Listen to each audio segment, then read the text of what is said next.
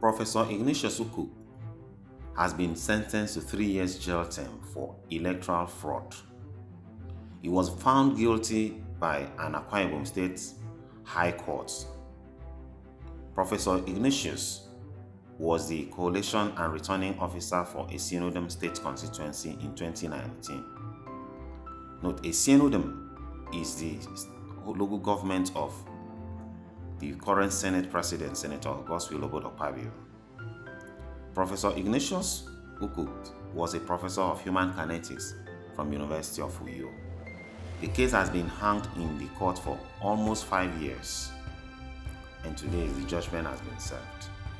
Is very incisive, detailed, and we commend the courage of the judge, at least for taking it this far. It has taken us 5 years to prosecute Professor Ignatius Uduk for the offenses he committed against the state. And the judgment is going to serve as deterrence to others that may be engaged tomorrow by INEC to help ensure credibility of the electoral process, but who turn around to sabotage it for selfish and worldly reasons. You've seen the entirety of the judgment. He was convicted for publishing false election results and also for perjury. And what happened in this case was a very sad thing. And his conduct particularly is a disservice to the cause of democracy in our country. And if I may say, it's a reproachable breach of trust against INEC, who paid him for this job, but he ended up sabotaging. You had it all from the judgment today. On the 10th of March 2019, he had earlier submitted a handwritten note detailing the incident at the election, how himself was chased away from the Collation Center, and that he was forced to announce a result. But less than 24 hours later, he generated another result. He came up with the official final result, now declaring a winner for the election. He returned the winner for an election that there was no collation in any of the levels. There was no collation from the polling units, there was no collation from the ward levels, there was no collation at the local government level before it got to him as returning officer. But yet the professor made a return for that election and had the audacity to appear before the election tribunal to validate that same false election results. He was invited by INEC to come forward to justify his declaration. He only threatened to take INEC to court.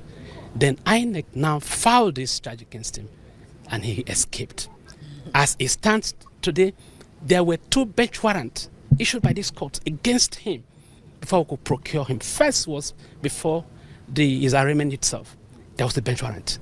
In the course of the trial, he refused to attend for several occasions and procured a forged medical report from Lagos State University saying that he was sick.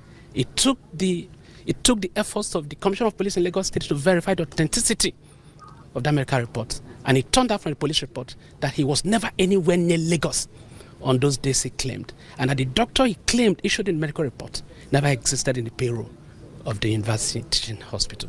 So we have been through a lot.